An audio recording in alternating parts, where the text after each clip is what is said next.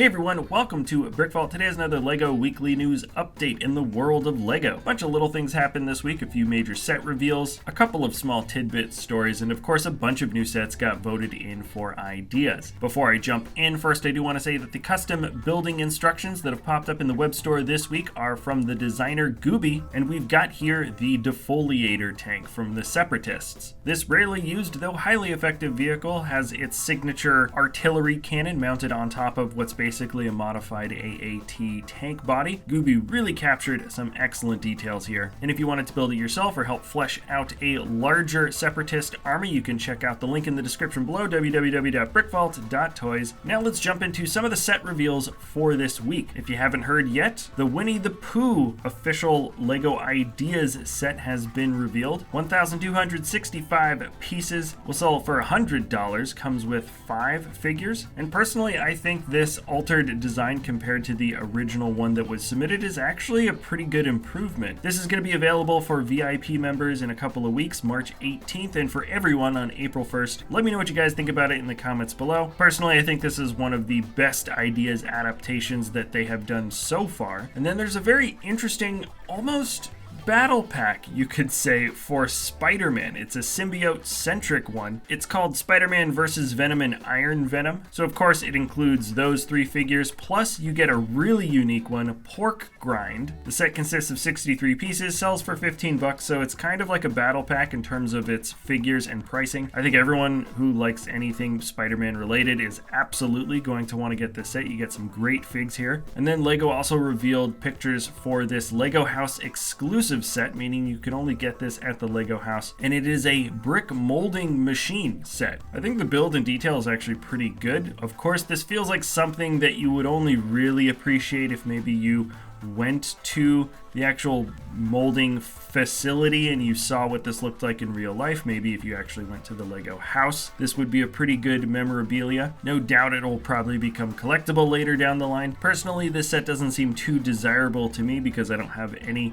real connection to it, but I could understand if someone had actually gone to see this facility or had been on one of those special tours, then this would be a really awesome set to get. There's a list of new Disney, specifically Mickey Mouse sets that have been named on Brickset. For in total, none bigger than 144 pieces. There were a few more small announcements. Julia Goldin did a talk with Brickset. She is the CMO of LEGO, talks a little bit more about the AFOL community and Bricklink if you wanted to see what she had to say. Instructions will no longer have black backgrounds due to those with sight impairments. They're having difficulty seeing some of the build with the black backgrounds, which is something I don't think LEGO initially anticipated when they introduced the 18 plus lineup. This makes sense. The gaming industry and actually a lot of hobby industries have made adaptations like this in the past, and it was just something that I don't think LEGO really foresaw when they did black backgrounds initially. There's a few more links to other articles in the description below if you want to see more, but now let's check out the Ideas sets that got voted in. First up is the Steampunk Airship by Brickhammer. Kudos for doing something pretty darn original. I think the build looks great. That blimp looks pretty darn heavy. I hope that support structure can actually keep it floating above the ship. Gold ornate details are awesome. Congrats on those 10,000 votes. And then from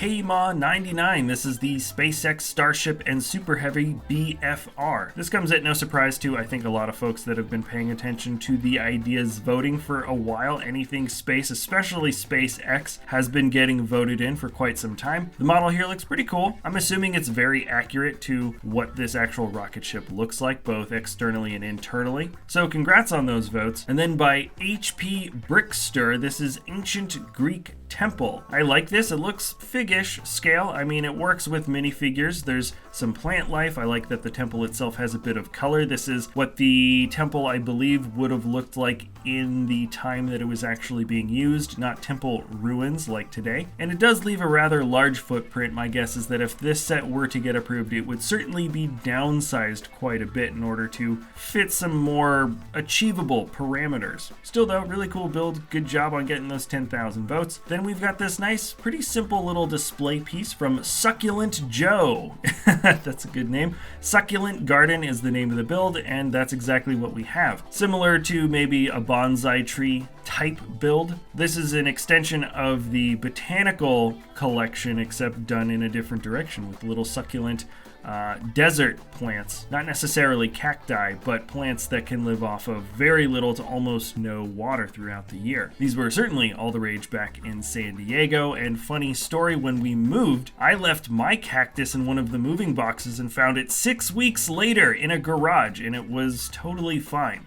So yes, these plants certainly do thrive on neglect. Congrats on getting those 10,000 votes. And then from So Genius 106, we've got another office build with 10,000 votes. I believe this is the third or fourth to get voted in. Technically, the first one or the first two are still in the review stage, so I don't know if the office has been accepted or denied officially yet. I honestly can't remember. But it just goes to show that the office fans are pretty darn devout. But let's see if that's enough for LEGO to be convinced to actually turn it into an official set. Congrats on 10,000 votes. Thank you so much for watching, everybody. That's going to be it for this little weekly news update. If you enjoy our content, you can always like, subscribe, comment, share, do whatever it is that you want to do, and we'll see you next time at BrickVault.